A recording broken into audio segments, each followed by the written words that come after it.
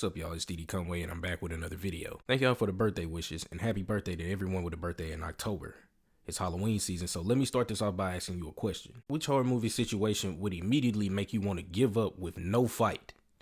You'll see my list, and in the comments below, let me know what yours is. Smoking grits and selling chickens, call that painted living. It's Gucci.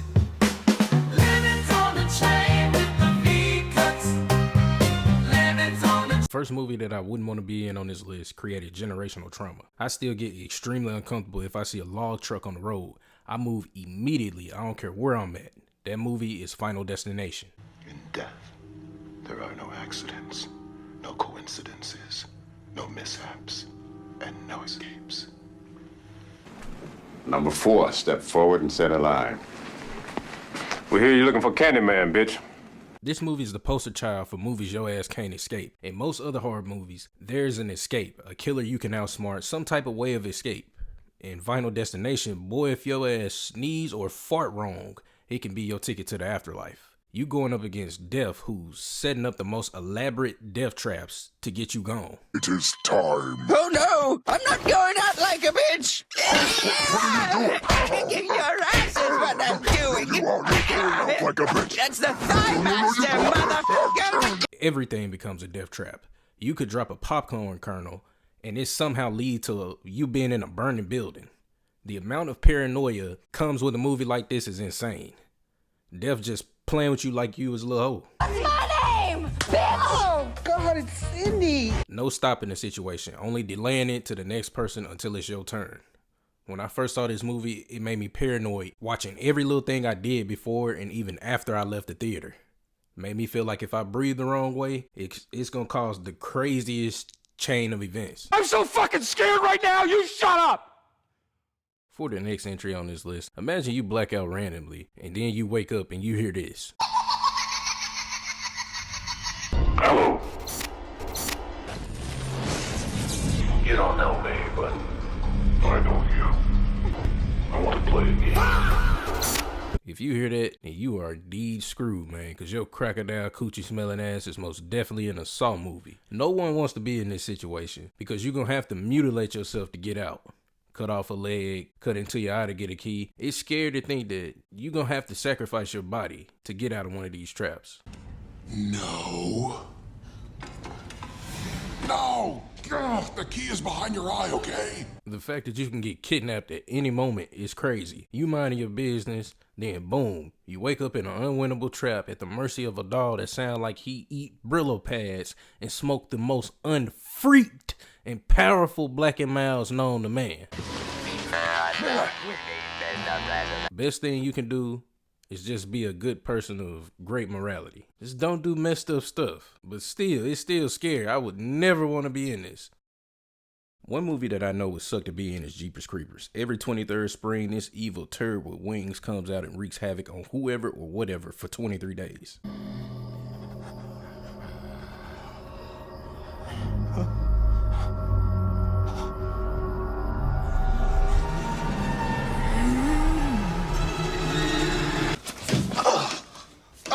This situation sucks because if he decided that he wants you, there's nothing you could do about it. That man like 6'8", pure muscle, can fly, but got his license because he love the game, G. The man can fly faster than a truck, but he's chasing you, choosing to chase you when he got a tricked out truck at that. That junk can go like 300 miles per hour. Nigga palmed a dude's head through a bus to squeeze the nigga hopes and dreams at his shit.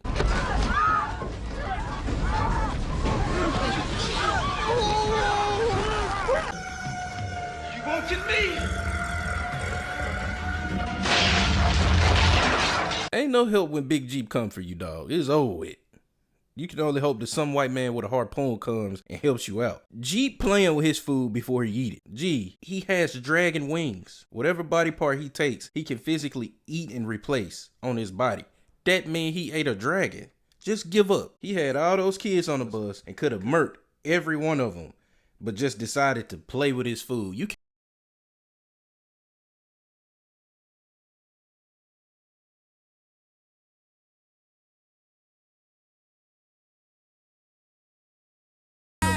Hey, Drag Me to Hell had to be one of the most messed up movies ever. I had to put this on here. This movie bothered the hell out of me. The thought that I could be doing my job and get a curse put on me because of it is insane.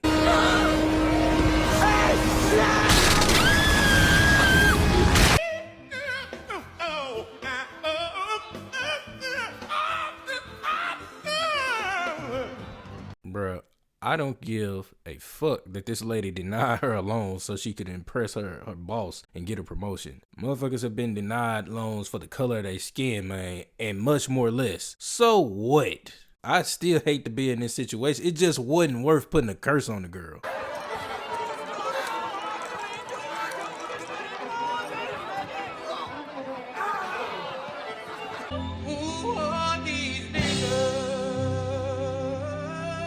Gee, all these folks at your house, you put the curse on a little white girl. Well, you got all these people at your crib? You couldn't ask none of these folks for no money. You should have cursed your family, crusty back asshole. All that power you had, you curse a lower level employee. When it's executives that could have got this done to them easily. This had to be one of the worst demons in a movie I ever seen. I still wouldn't want to end up in this situation.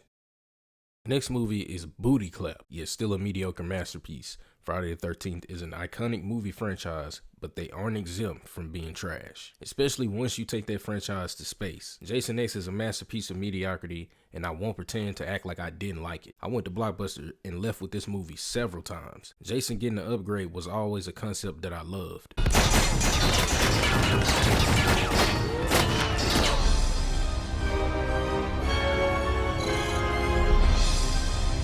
Whoa, calm down, Jamal. Don't pull out the 9. Movie is booty butt, but being on a ship with an upgraded Jason is a scary thought. Movie doesn't do it justice just how strong he would actually be.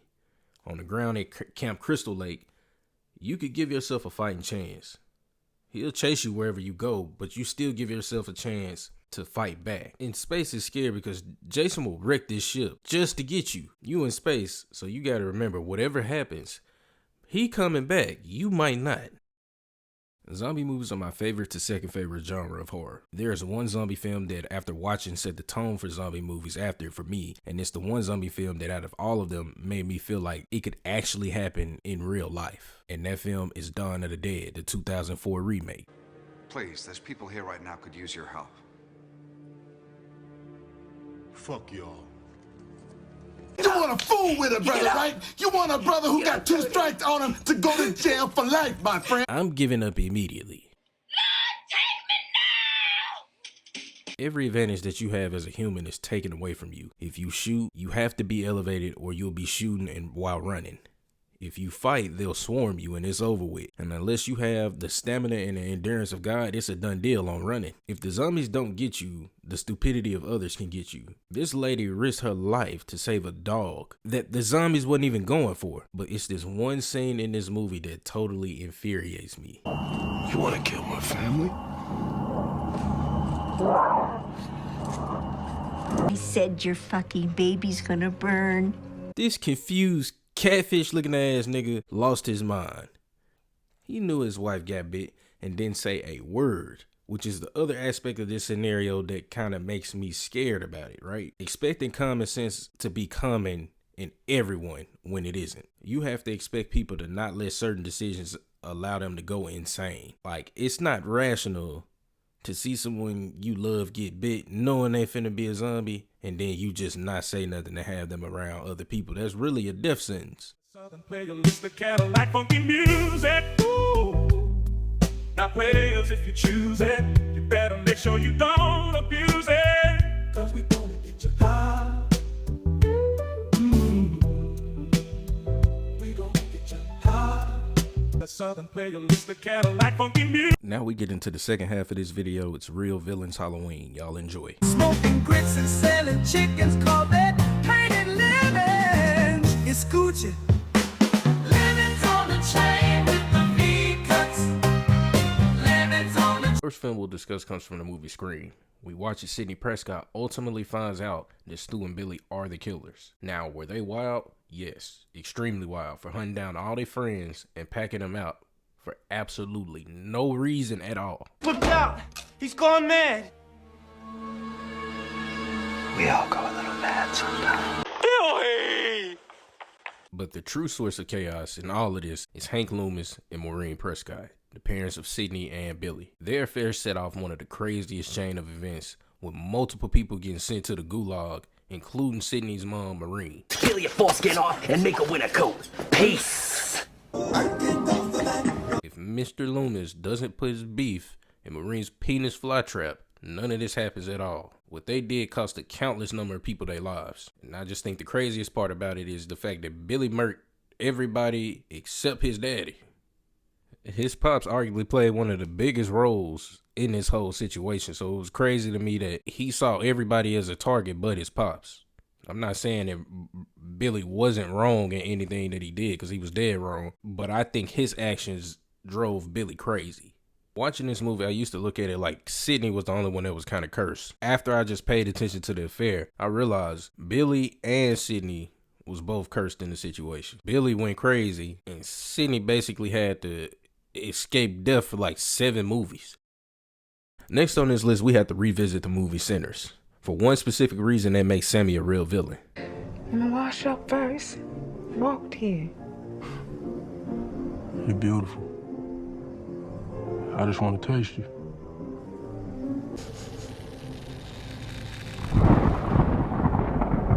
I can smell your nappy pussy.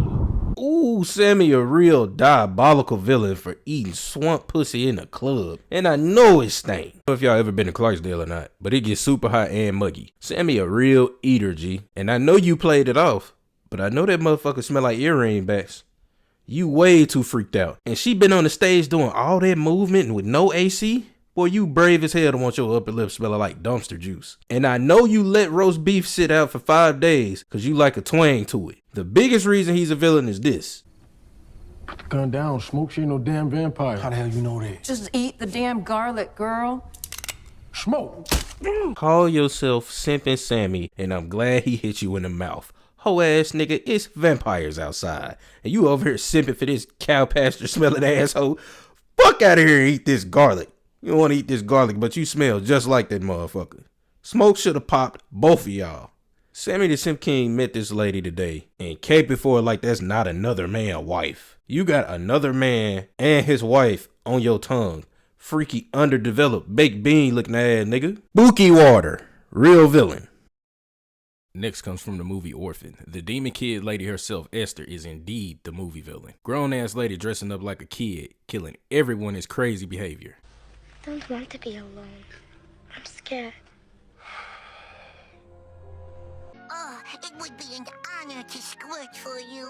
However, the real villain is the character and the adopted father of Esther, John. Get your Bobby Hill looking ass back. That's my purse! I don't know you! John Yeesh Yeti looking ass is the real villain for ignoring all the red flags of Esther. Mainly for ignoring his wife several times when she told him so many times that Esther was bad news. Movie should have ended right here. I have a special surprise for you, Mommy. You do? I picked these flowers just for you. You want to fool with a brother, right? You want a brother who got 2 strikes on him to go to jail for life, my friend. Once you find out she did this, it shouldn't have been no talking. John, that's your dead kid flowers. Little brain cells ass dude. He's the real villain because Buddy knew this little girl for all of 2 seconds and didn't believe his wife or his biological children when they said she was crazy. He had no reason to not believe his family. He keeping her around acting like he hidden that motherfucker. Nightmare on Elm Street is one of the most iconic horror movies of all time. We all know that Freaky Freddy Krueger is the real villain. I don't blame them for handling their business and getting Freddy Krueger up out of there for being freaked out for kids. Nathan, stop it. This is why you keep getting molested.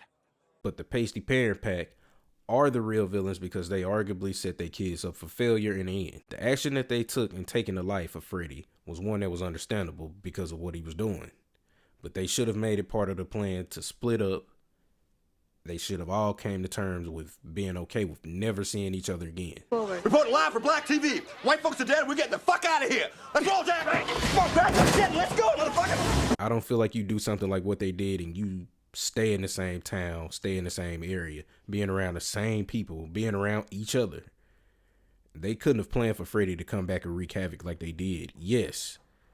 But they also shouldn't have wanted their kids to find out about any of it. Staying in that town only led to the kids finding out and Freddy's presence becoming stronger and stronger. They defeated him in the end, but his legend will remain in that town for years to come. Stan created a legend that would live forever on Elm Street. Kids never had a fighting chance because the parents didn't move. And to me, it's like, bro, it's the 80s. It ain't no social media, not nearly as advanced as we are now. To me, it should have been on somebody's mind to move across state, move out of state, at minimum, move on the other side of town to keep their kids from finding out about this. But to stay in the same street, stay in the same town is crazy, because not only did your kids find out, it created a resurgence of Freddy Krueger for generations to come. Next comes from the movie Texas Chainsaw Massacre, specifically the 2003 version starring Jessica Biel. Obviously, with these type of movies, Leatherface is the movie villain, no doubt. But in this version, I have to give the title to the whole friend group. They got one of the clearest signs to turn around and still chose to totally ignore it. No. You're going the wrong way. Stop, you're going the wrong way! Y'all stop this lady going the opposite way, I might add. Looking like she came from the methiest of meth houses. Actually begging y'all folk not to go that way, and y'all still went. That's real villain behavior from you dandruff dusters.